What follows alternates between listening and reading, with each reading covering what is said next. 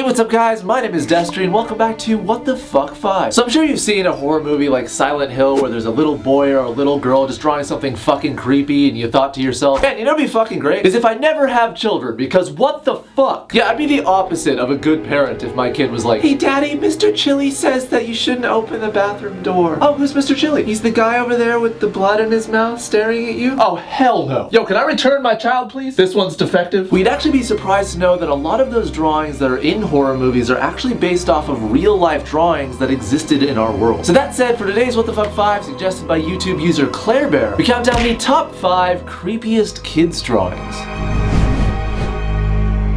Number 1. Lisa. So these are actually a series of drawings that were created by what seems to be a little unnamed girl that tells the account of her and her friend Lisa, who, as we could see from these drawings, is not human. Yeah, pretty sure normal humans don't have blood coming from their eyes and mouth and no legs. Anyways, the story of Lisa and the little girl goes along to fill up an entire notebook with several pages with passages saying things like, this is Lisa, she's my friend. My mom and dad can't see her, so they said that she's an imaginary friend. Lisa is a nice friend. Yesterday, Lisa and me went on a long walk until the moon came out. Daddy got really mad and said Lisa's stupid and fake. Lisa got sad and disappeared. Today she didn't come to school, but Mrs. Digman says Mrs. Monroe won't come back. Lisa came back yesterday. She said sorry for leaving and I told her my dad won't come home. Lisa said Mrs. Monroe and him are sleeping like her dad. I hope they wake up soon.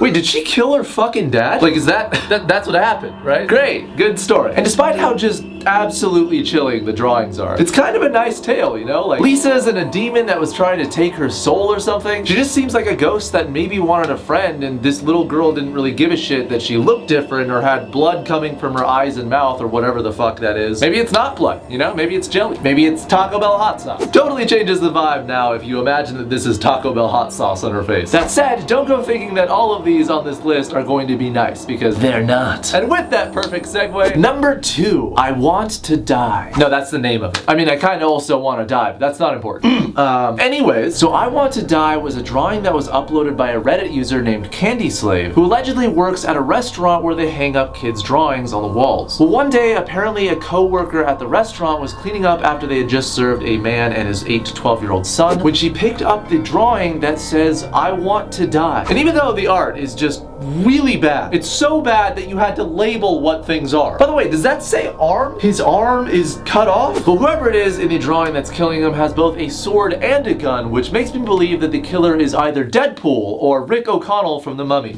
Jokes aside, the drawing actually did raise a lot of concern if the drawing was real, because it might have actually indicated an abusive household and that the kid might have just been trying to, you know, silently cry out for help. But optimistically, I'm just gonna hope that that wasn't the case and that he just has a real weird imagination. One can hope, right? Number 3, The Secret Room. So this one is definitely probably the creepiest on this list, as the story of the secret room drawing actually turned out to be true. So basically, a dad had asked his 2 kids to draw a picture of their family and also a map of their new house. The older child drew the house normally, the mom, the dad, the 2 kids, and basically just a layout of the house that they now lived in. But the younger child drew the mom, the dad, the 2 children, and then 2 more children with blacked out faces with cryptic symbols as their names. In addition, she also drew an extra room in the house that she insisted was real when her dad asked her, you know, basically like, what the fuck is this? Who are these kids? So the dad insists that she show him the extra room, and as the story goes, she brings him into the bathroom and removes a piece of drywall, and behind the pipes in the bathroom was actually an extra room just as she had drawn on the map. You know, and actually the worst part is that, you know, at this point the dad is kind of bewildered, kind of scared, so he asked the girl to take a picture of the room since he actually couldn't fit inside of it, and this is the picture that she took. The same symbols of the fucking faceless kids that she drew. Yeah, I'd move out of there real quick. Real fucking quick. That said, when the story went viral, there were a lot of people that were skeptical that maybe the entire story was fake, but to be honest, this is so far, I think, the most believable out of the ones that we've covered on this. Still pretty creepy. Number 4, The the Asylum Kids. So this one again is more of a series of drawings that are all really fucking sad when you realize why they were drawn. So basically all the drawings came over a span of a couple years from 659 different children when they were all trapped inside of an Australian detention center, which is basically like a jail, and were instructed to draw their feelings. So pretty much in every drawing the kid is always crying, always saying they want to get out. One of them says, "I need help, I want to go out, please help me, I need to go out please." And one even saying, "Parents are suicide," with ropes around their necks. So the entire thing is just really fucking sad, and since the entire thing happened in 2014, it kind of makes you wonder if the kids got out or got help, or really what was so bad that every kid drew something awful. I mean, obviously if you're in jail you're not gonna have, you know, a happy fun time the entire time you're there, but maybe it was something darker. I guess we'll never know. And finally at number 5, the murder of Angela Wrightson. So I'm just warning you, this one is super messed up and is easily the darkest one on this list, as there's a lot of gruesome details. So again, I'm just warning you, if that stuff bothers you, you know, you clicked on this video obviously, so you're interested in this, but it is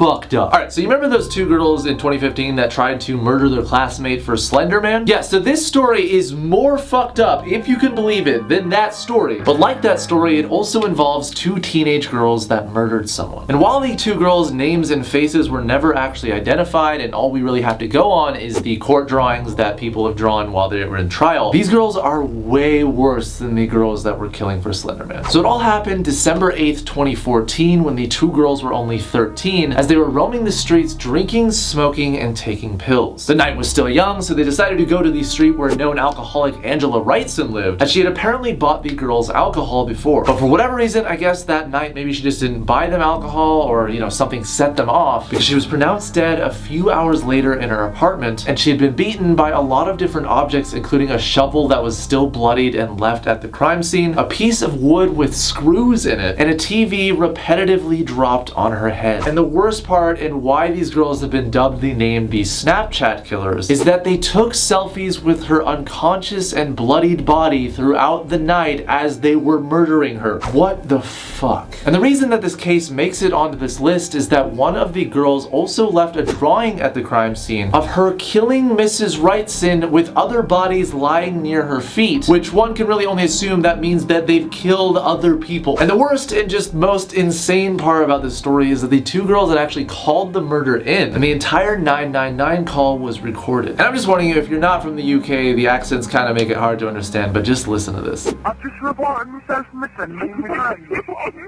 I've just... yourself missing? Yeah, it's like they just had no remorse. Just laughing in the background like, "Oh yeah, we just killed a lady." Yes, hello, I would like to schedule a vasectomy, please. I just don't want children. Ever. Anyways, guys, that is it for this episode of What the Fuck 5. Hopefully you guys enjoyed it. Hopefully you found those stories interesting, and if you did, make sure to give this video a like and also subscribe to this channel, as I'm doing these every single week. If you want to see some more creepy videos that I've done, make sure to check out the top 5 killer children videos that I did a while ago, which will guarantee to make sure that you never want to have children ever again. As if this video wasn't proof enough. Secretly, What the Fuck 5 is an anti-sex campaign. That's why they hired me, the least sexy person they could find. I mean, where else are you gonna find a man who could do this? Oh yeah, baby, you like this shit. Wow, you know what? I decided after looking at your face that I just never want to have sex again. Mission accomplished. That's it, guys. I will see you next time for another What the Fuck 5. Thanks for watching, and fair winds.